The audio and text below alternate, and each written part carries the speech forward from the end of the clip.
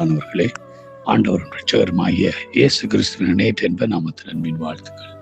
நாம் தொடர்ச்சியாக ஒரு சபையில் இருக்க வேண்டிய காரியங்கள், சபையை பின்பற்ற வேண்டிய தன்னோட வாழ்க்கையில் நடைமுறைப்படுத்த வேண்டிய காரியங்களை குறித்து தான் நாங்கள் தியானித்து வருகிறோம். இறுதியாக நாளை நாங்கள் பார்க்க போகிறது ஆண்டவராய் இயேசு கிறிஸ்துவனுடைய வருகைக்காக திருச்சபை ஆயத்தமாக இருக்க வேண்டும். ஆண்டவராய் இயேசு கிறிஸ்து ஒரு தடவை இந்த உலகத்துக்கு வந்து எங்களுடைய பாவங்கள், சாபங்கள், அக்கிரமங்களுக்காக மரித்து உயிர்த்தெழுந்தவராய் மீண்டும் அவர் வருவதற்காக ஆயத்தப்படுகின்ற நாட்களில் அவருடைய பிள்ளைகளாகிய நாம் அவருடைய வருகைக்கு எதிர்பார்த்து காத்திருக்க வேண்டியது அவசியமாயிருக்கிறது. 1 தெசலோனிக்கேயர் 5வது அதிகாரம் 23ஆம் வசனம் சொல்கிறது, சமாதானத்தின் தேவன் தாமே உங்களை முற்றிலும் பரிசுத்தமாக்குவாராக. உங்கள் ஆவி, ஆத்மா, சரீரம் முழுவதும் நம்முடைய கர்த்தராகிய இயேசு கிறிஸ்து வரும்போது குற்றமற்றதாக இருக்கும்படி காக்கப்படுவதாக. எங்களை பரிசுத்தப்படுத்துகிறவர் அவர்தான். நாங்கள் ஆவி, ஆத்மா, சரீரம் குற்றமற்றதாக இருக்கும்படி காக்கிறவரும் அவர்தான்.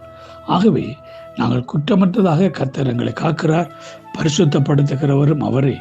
அப்படியா இருக்கும்போது பரிசுத்தமுள்ள குற்றமற்ற பரிசுத்த மனவாட்டியாக இருக்கிற நாங்கள் அவருடைய வருகைக்கு எதிர்கொண்டு போக வேண்டிய நாம் எப்படி இருக்க வேண்டும்? நாம் குற்றமற்றவர்களாக இருக்க வேண்டும், பரிசுத்தம் உள்ளவர்களாக இருக்க வேண்டும். அங்கே 1 தெசலோனிக்கேயர் 3ஆம் அதிகாரம் 13ஆம் வசனம் சொல்லி, இவ்விதமாய் நம்முடைய கர்த்தராகிய இயேசு கிறிஸ்து நமது பரிசுத்தவான்கள் அனைவரோடும் கூட வரும்போது நீங்கள் நம்முடைய பிதாவாகிய தேவனுக்கு முன்பாக பிள்ளையற்றவர்கள் பரிசுத்தம் உள்ளவர்களுமாய் இருக்கும்படி உங்கள் இருதயம் ஸ்திரப்படுவதாக.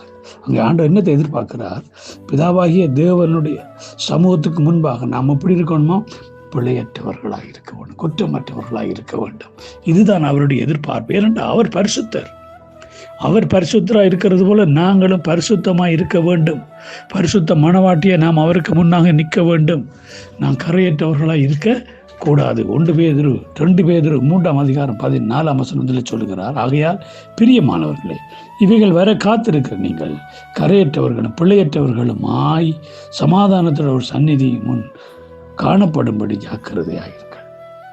அப்ப நம்ம எப்படி இருக்க வேண்டுமா? பிழையற்றவர்களும் கரையற்றவர்களுமாய்.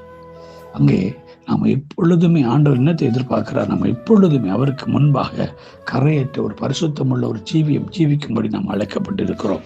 அந்த பரிசுத்தமான ஜீவியத்துக்காக அழைக்கப்பட்ட நாம் பரிசுத்தமுள்ள தேவனுடைய வருகையில் அவரோடு கூட பங்குள்ளவர்களாக அவரோடு கூட போறதுக்கு ஆயத்தமாக்கப்பட வேண்டிய நாம் இன்றைக்கு எப்படிப்பட்டவர்களாக இருக்கிறோம்? இதை குறித்து நம்ம சற்று சிந்திக்க அழைக்கப்படுகிறோம். பிரியமான தேவஜனமே, நாம் அவருடைய வருகைக்கு ஆயத்தமாக்கப்பட்டவர்களாய், கரையற்றவர்களாய், பிழையற்றவர்களாய், நாம் அவருக்கு குற்றமற்றவர்களாய் நாம் அவருக்கு முன்பாக நிற்க வேண்டும்.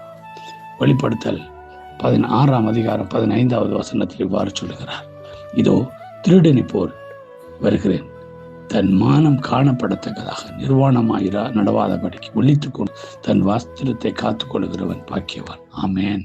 இயேசு கிறிஸ்து வரும்பொழுது அந்த இரட்சிப்பின் வஸ்திரத்தை இழந்தவர்களாக, கரை படிந்தவர்களாக அல்ல, நாம் எப்பொழுதும் அந்த வஸ்திரத்தை காத்துக் கொள்கிறவர்களாக பரிசுத்த வஸ்திரத்தை தரித்து கொண்டு கரையற்றவர்களும் பிழையற்றவர்களும் மாசற்றவர்களுமாய் இருந்து அவருடைய வருகையை எதிர்கொள்ள நாம் ஆயத்தப்படுவோம். இந்த நாட்களிலே அவருடைய வருகையை நாம் எதிர்கொள்ள ஆயத்தப்படுகிறவர்களாய் நம் வருகைக்காக காத்திருக்கிற சபையாய் மாறுவோம்.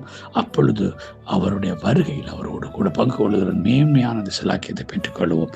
கர்த்தர் தாங்கள் ஒவ்வொருவரையும் அவருடைய பரிசுத்த மனவாட்டிகளாய் வைத்து காத்துக்கொள்வாராக. God bless you all.